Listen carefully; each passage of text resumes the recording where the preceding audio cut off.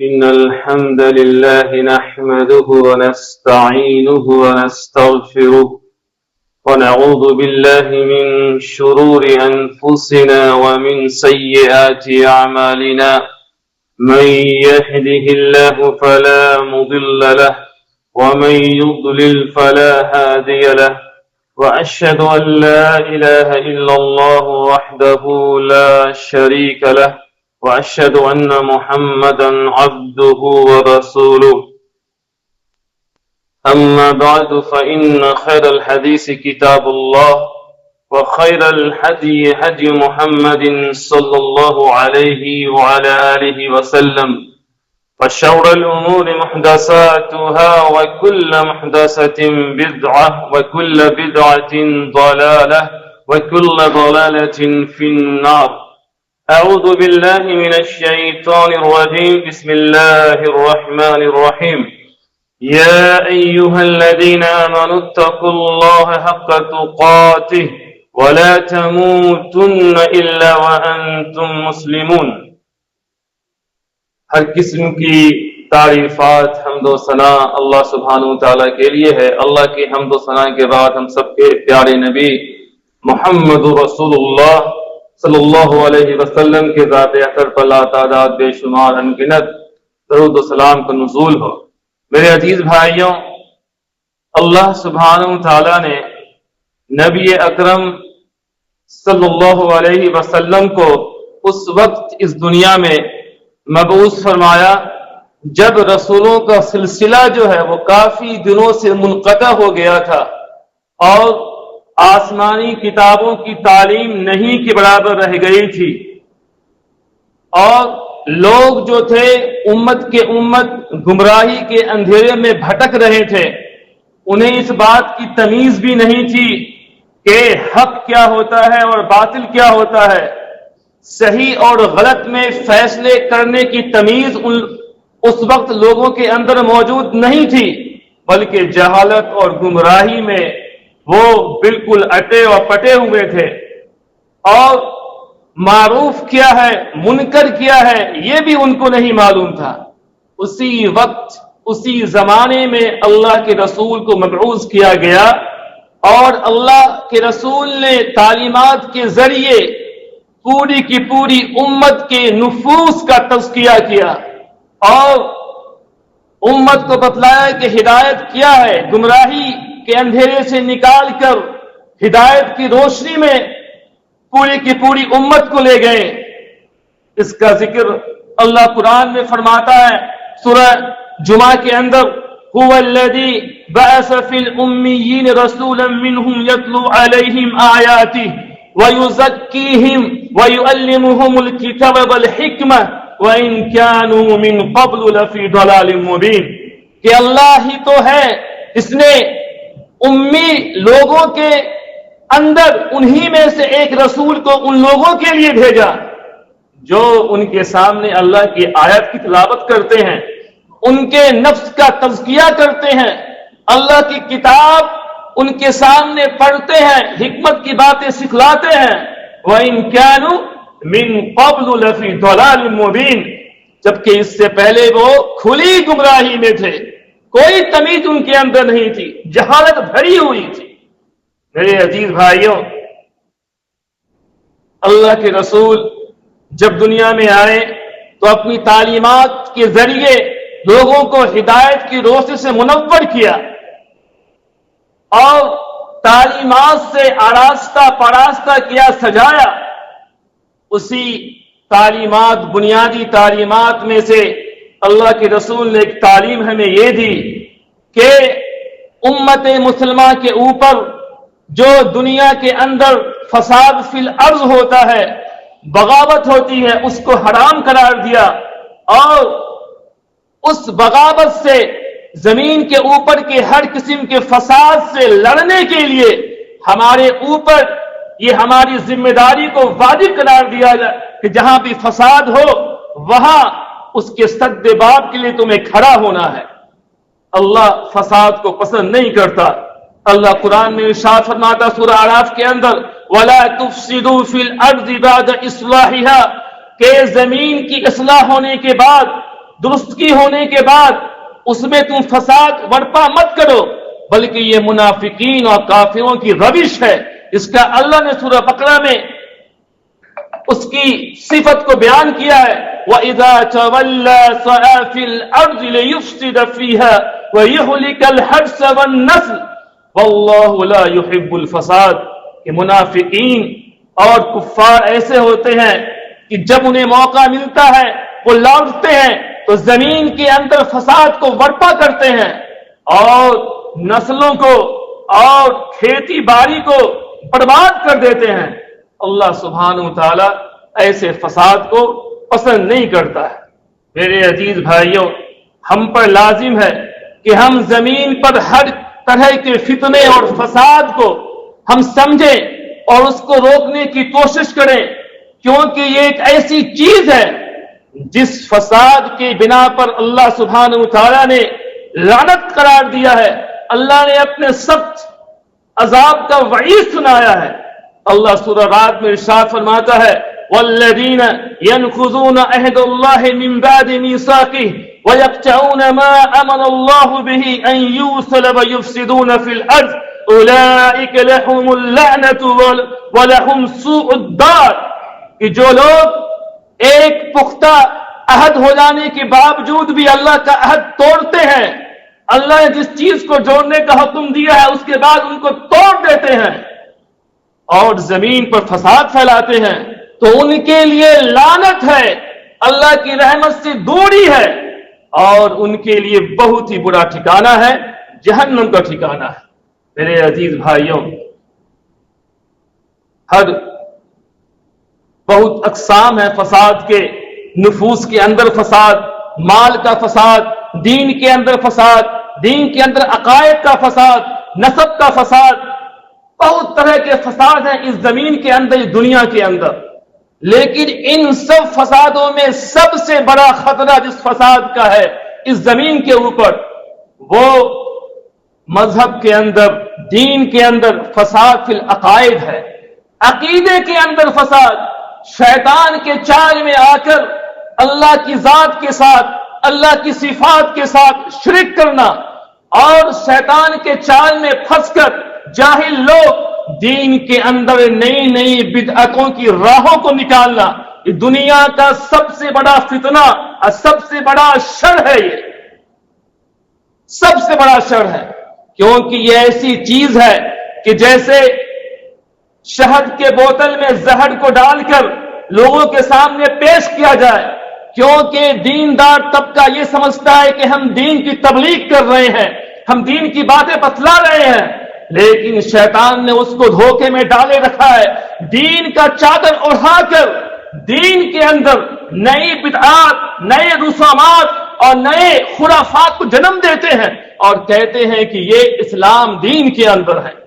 ان کو توبہ کی توفیق نصیب نہیں ہوتی۔ اگر ان سے آپ کہیں کہ تم غلط ہو، اپنی اصلاح کرو، وہ کہتے ہیں کہ ہم تو خود اصلاح کرنے والے ہیں۔ اللہ قرآن نے کیا فرماتا ہے، وَإِذَا قِيلَ لَهُمْ لَا تُفْسِدُوا فِي الْأَرْضِ قَالُوا إِنَّمَا نَحْنُ مُصْلِحُونَ۔ جب ان سے کہا جاتا ہے کہ زمین پر فساد مت پھیلاؤ، وہ کہتے ہیں کہ ہم تو اصلاح کرنے والے ہیں، ہم اچھی باتیں کرنے والے ہیں۔ سب سے بڑا فتنہ، سب سے بڑا فساد دین کے اندر خرابی ہے، دین کے اندر نئی چیزوں کو پیدا کرنا ہے۔ اللہ ہم سب کو اس سے حفاظت کرے۔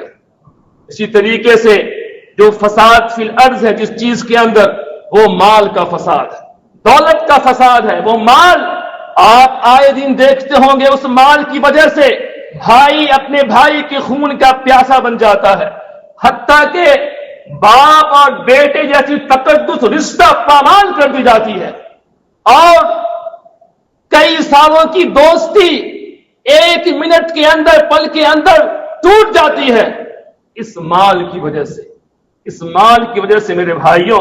اسی لیے اللہ نے قرآن میں فرمایا، وَاعْلَمُوا أَنَّمَا أَمْوَالُكُمْ وَأَوْلَادُكُمْ فِتْنَةٌ وَأَنَّ اللَّهَ عِندَهُ أَجْرٌ عَظِيمٌ۔ یاد رکھو تمہارے لیے تمہارا جو مال ہے اور تمہارے جو اولاد ہے، یہ تمہارے لیے فتنہ ہے، آزمائش ہے، اور اللہ کے یہاں اجر عظیم ہے۔ کس کے لیے؟ کہ جب اس دنیا کے اندر ایک طرف اللہ کا احکام آئے اور دوسری طرف تمہارے پاس مال ہو اور تمہاری اولاد ہو، تم اپنی مال اور اولاد کو چھوڑ کر اللہ کی اس آزمائش میں اللہ کے دین کو پکڑتے ہو، ان کے لیے اللہ فرماتا ہے کہ ان کے لیے بہت بڑا اجر ہے۔ اللہ ہم سب کو ان میں سے بنائے۔ میرے بھائیوں، مال کا جو فتنہ ہے اس کے بہت سارے اشکال ہیں اور شکلیں ہیں اور صورتیں ہیں، اور مال ایسا فتنہ ہے اس کے بارے میں حدیث میں آتا ہے ان كعب بن اياد رضی اللہ تعالی عنہ قال سمعت رسول اللہ صلی اللہ علیہ وسلم يقول ان لكل امتی فتنہ وفتنة امت المال، رواہ الترمذی۔ کیا فرماتے اللہ کے رسول کہ ہر امت میں ایک فتنہ رہا ہے، ہر امت کے اندر ایک فتنہ رہا ہے، اور میری امت کا فتنہ مال ہے۔ مال بڑے فتنے کی چیز ہے، اور اس فتنے کے کئی اقسام ہیں، صورتیں ہیں۔ اس میں سے ایک جو صورت ہے وہ رشوت کا صورت ہے۔ رشوت کو لینا اور رشوت کو دینا یہ سماج کا ایسا ناسور ہے میرے بھائیوں کہ اس سے جو لوگ اس معاشرے کے اندر رشوت پھیلا ہوا ہے وہاں کے لوگوں کے اندر ان کی ضمیر ختم ہو جاتی ہے، ان کے اندر احسان و قربانی ختم ہو جاتی ہے، غیرت ختم ہو جاتی ہے، بے غیرت اور بے شرم قوم بن جاتی ہے، بلکہ آنے والی نسلوں کے اندر کا جو اعتماد ہے، جو محنت کرنے کا جذبہ ہے، اس کو ختم اور مٹا دیا جاتا ہے اس رشوت کی وجہ سے۔ اور اللہ نے اسے یہود کا روش کہا ہے۔ اللہ قرآن میں فرماتا ہے کہ سماعون للکذب اکالون للسحت، کہ یہ یہود لوگ جو ہیں وہ جھوٹی باتوں کو کان لگا کر سنتے ہیں اور یہ سحت کھاتے ہیں۔ امام حسن بصری اور قتادہ رحمہم اللہ تعالی اس کی تفسیر میں فرماتے ہیں ہوا رشوت، یعنی سحت کی تفسیر میں فرماتے ہیں کہ اس کا معنی ہے کہ یہ رشوت کے معنی میں، اور رشوت لینے والا دینے والے پر اللہ کے رسول نے لعنت قرار دی ہے۔ حدیث کے اندر آتا ہے ان عبداللہ ابن عمرو رضی اللہ تعالی عنہما قال لعن رسول اللہ صلی اللہ علیہ وسلم الراشی والمرتشی، کیا فرماتے ہیں کہ اللہ کے رسول نے لعنت کی ہے رشوت لینے والے پر بھی، رشوت دینے والے پر بھی۔ میرے عزیز بھائیوں، لعنت کیا ہے؟ اللہ کی وہ رحمت جو ہر چیز سے وسیع ہے، اللہ نے لکھ دیا کہ رحمتی سبقت، کہ میری رحمت سبقت کر گئی علی غضبی، میرے غضب کے اوپر، لیکن رشوت لینے والا اور دینے والا کیا کما رہا ہے؟ اللہ کی رحمت سے دوری، اللہ کی رحمت سے مایوسی کما رہا ہے اور سماج کے اندر ناسور پیدا کر رہا ہے۔ میرے بھائیوں، رشوت کے بھی بہت ساری صورتیں ہیں۔ بعض لوگوں کو، جاہلوں کو شیطان نے نام الگ کر کے، نام رشوت ہے لیکن نام کو الگ کر کے حرام چیز کو حلال کرنے کی ناکام کوشش کرتے ہیں۔ ہم کمیشن لیتے ہیں اور بعض جگہ ہم ہدیہ لیتے ہیں، تحفہ لیتے ہیں، جیسے کہ حدیث کے اندر آتا ہے کہ ابو حمید السعدی رضی اللہ تعالیٰ عنہ فرماتے ہیں کہ اللہ کے رسول نے ایک بار بنی اسد کے ایک شخص کو صدقہ کے عامل بنا کر بھیجا۔ جب وہ شخص آیا تو کہا کہ اللہ کے رسول یہ مال آپ کا ہے، یہ مال میرا ہے، لوگوں نے مجھ کو ہدیہ دیا ہے۔ اللہ کے رسول ممبر پر کھڑے ہوئے، اللہ کی حمد و ثنا کی اور کہا ما بال العامل، اس عامل کا کیا حال ہے، اس عامل کو کیا ہو گیا ہے؟ نبعثہ فیاتی یقول، وہ ہم اسے عامل بنا کے بھیجتے ہیں، وہ لوٹتا ہے اور کیا کہتا ہے؟ ھذا لک وھذا اہدی لی، یہ آپ کے لیے اور یہ مجھے لوگوں نے تحفہ دیا ہے۔ ہلا جلس فی بیت ابیہ وامہ فینظر ایہدی لہ ام لا، اسے چاہیے کہ اپنے باپ کے، اپنے ماں کے گھر پر بیٹھے اور پھر دیکھے کوئی اس کو ہدیہ دیتا ہے، کوئی تحفہ دیتا ہے۔ والذی نفسی بیدہ، اس ذات کی قسم جس کے ہاتھ میں میری جان ہے، لا یاتی بشیء الا جاء به یوم القیامۃ یحملہ علی رقبتہ، کہ جو شخص بھی ہدیے کے نام پر کوئی چیز لاتا ہے تو یاد رکھے قیامت کے دن وہ چیز اس چیز کا بھار اس کا گردن اس کو اٹھائے. اللہ اکبر. آج ہم نام بدل کر رشوت لیتے ہیں اور غلط کام کرتے ہیں. میرے عزیز بھائیوں، ٹھیک اسی طریقے سے مال کے فتنوں میں سے یہ ہے کہ ہم مال کو دھوکے کے ذریعے، فریب کے ذریعے دوسرے کا مال، پراپرٹی کو گبن کر لیں. یہ مال کا فتنہ ہے، یہ فساد فی الارض ہے.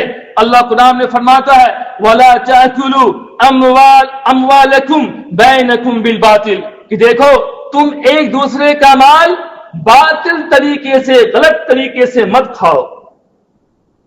بلکہ اللہ نے ناپ تول کے دھوکے میں دے کر جب لوگوں سے پیمائش کرے تو وہ لوگوں کو کم دے، جب خود لے تو زیادہ لے. اس کی مذمت کرتے ہوئے پوری ایک سورت آخری پارے میں اللہ نے نازل کی تو تا قیامت تک تلاوت کی جائے گی.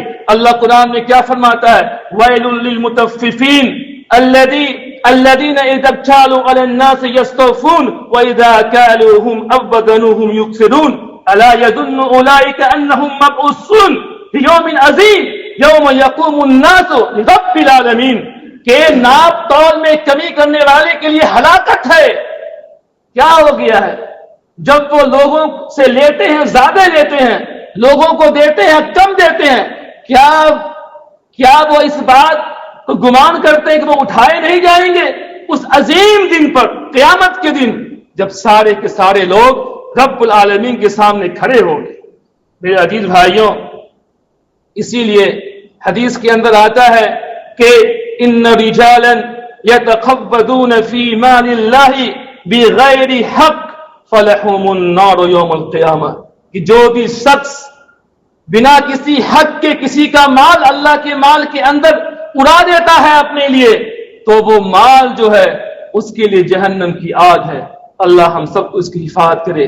میرے عزیز بھائیوں، یہ ایسی چیز ہے جو صرف ایک فرد پر اثر نہیں کرتا، کسی ایک جماعت پر اثر نہیں کرتا، بلکہ یہ فساد فی الارض، یہ فتنہ، یہ فساد، یہ سماج کے ناسور، یہ زمین و آسمان کے درمیان، چاہے وہ تری ہو، سوکھا ہو یا پھر سمندر ہو، ہر جگہ اس کا اثر ہوتا ہے. اللہ قرآن میں کیا فرماتا ہے ظہر الفساد فی البر والبحر بما کسبت ایدی الناس، کہ لوگوں کے اس روش کی وجہ سے وہ سوکھا بن ہو یا سمندر کا تر ہو، ہر جگہ فساد پھیل چکا ہے. لِيَذِيقَهُمْ بَعْضَ الَّذِي عَمِلُوا لَعَلَّهُمْ يَرْجِعُونَ، اور اس عمل میں سے بعض عمل کی وجہ سے ہم اس کو انسان کو مزہ چکھاتے ہیں تاکہ وہ لوٹ جائے اور سنبھل جائے. اللہ سے دعا ہے اللہ ہمیں ہر فساد سے محفوظ کرے اور ان طرح کے خرافات سے محفوظ رکھے. اللہم اکفنا بحلالک عن حرامک واغننا بفضلک عمن سواک. بارک اللہ لی ولکم فی القرآن العظیم. اقول قولی ھذا واستغفر اللہ لی ولکم واستغفروہ انہ هو الغفور الرحیم.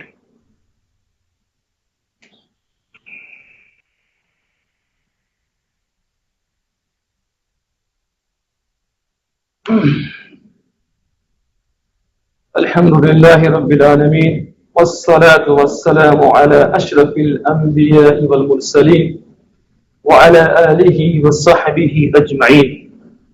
میرے عزیز بھائیوں، امت مسلمہ ہر امت کے اوپر فضیلت ہے، سبقت ہے اور بہترین امت ہے.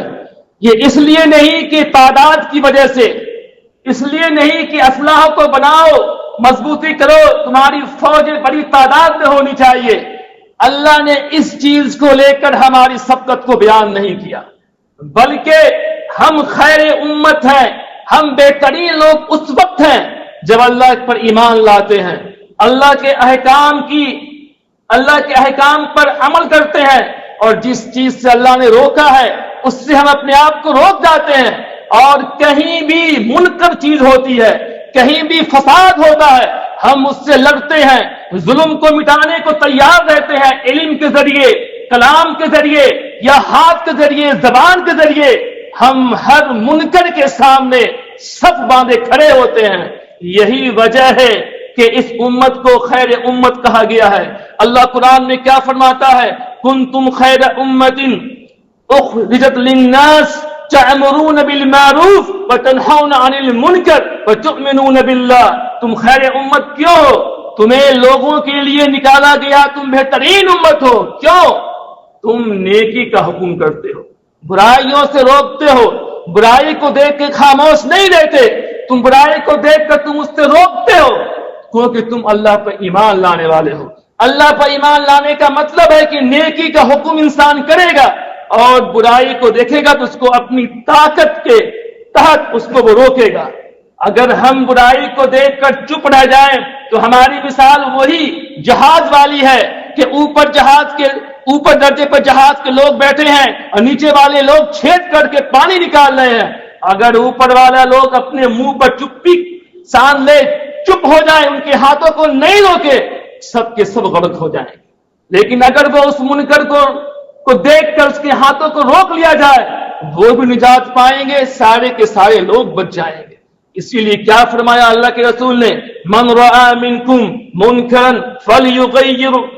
فلیغیرہ بیدہ. تم میں سے کوئی بھی شخص کوئی منکر غلط چیز کو دیکھے، اپنے ہاتھ سے اپنی طاقت سے اس کو روکے. فإن لم يستطع فبلسانی. اگر اس کی طاقت نہیں ہے اپنی زبان سے اس کو برا کہو. فإن لم يستطع فبقلبہ. اگر اس کی بھی طاقت نہیں ہے تو اپنے دل میں اس کو برا جانو. وذالک اضعف الایمان. لیکن یاد رکھو یہ سب سے کمزور ایمان ہے. میرے عزیز بھائیوں، منکر کو روکنا، فساد کے سامنے ڈٹ کر اس کا مقابلہ کرنا، لوگوں کا اصلاح کرنا، یہ ہم پر واجب ہے. یہ کوئی ایسی چیز نہیں ہے کہ اختیاری چیز ہے، نفل چیز ہے کہ جب من میں آیا ہم کیے، جب من میں آیا ہم نہیں کیے. ہم اس کے مسئول ہیں اور ہم سے اس کے بارے میں پوچھا جائے گا. تو فساد آپ کے گھر میں ہو، آپ کی سوسائٹی میں ہو، آپ جہاں ڈیوٹی کرتے ہو وہاں ہو، کہیں بھی ہو، ہم پر واجب ہے کہ ہم اپنے علم کے تحت، اپنی استطاعت کے تحت اس کو ہم روکیں، اپنے ہاتھ سے، اپنی زبان سے، اپنے دل سے. اگر ایسا نہیں کرتے یاد رکھیے جو فساد کرتے ہیں اس پر بھی اللہ کی لعنت، جو نہیں کرتے ہیں چپ رہتے ہیں اس پر بھی اللہ کی آفت و ہلاک. اللہ قرآن میں کیا فرماتا ہے؟ لعن الذین کفروا من بنی اسرائیل علی لسان داؤد وعیسی ابن مریم ذلك بما عصوا وكانوا يعتدون كانوا لا يتناهون عن منكر فعلوه لبئس ما كانوا يفعلون. کہ بنی اسرائیل کے کافر لوگوں کو داؤد اور عیسیٰ ابن مریم علیہ السلام کی زبان سے لعنت کی گئی کیونکہ وہ نافرمان حد سے آگے بڑھنے والے تھے اور ان کا ایک اور کیا وصف تھا؟ وہ برائیوں سے روکتے نہیں تھے. اتنا ہی برا عمل ان کا یہ تھا. اللہ سے دعا ہے اللہ سبحانہ و تعالی ہمارے ایمان میں اضافہ کرے اور ہم جہاں بھی برائی کو دیکھیں اپنی استطاعت کے مطابق ہم برائی کو روکیں اور ہم لوگوں کے اندر اصلاح کریں اور فساد کرنے سے اپنے آپ کو بچائیں. آمین یا رب العالمین. ان اللہ وملائکتہ یصلون علی النبی یا ایہا الذین آمنوا صلوا علیہ وسلموا تسلیما. اللهم صل على محمد وعلى آل محمد كما صليت على إبراهيم وعلى آل إبراهيم إنك حميد مجيد.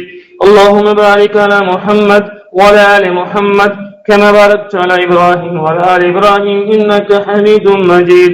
اللهم اغفر للمؤمنين والمؤمنات والمسلمين والمسلمات وأحياء منهم والأموات.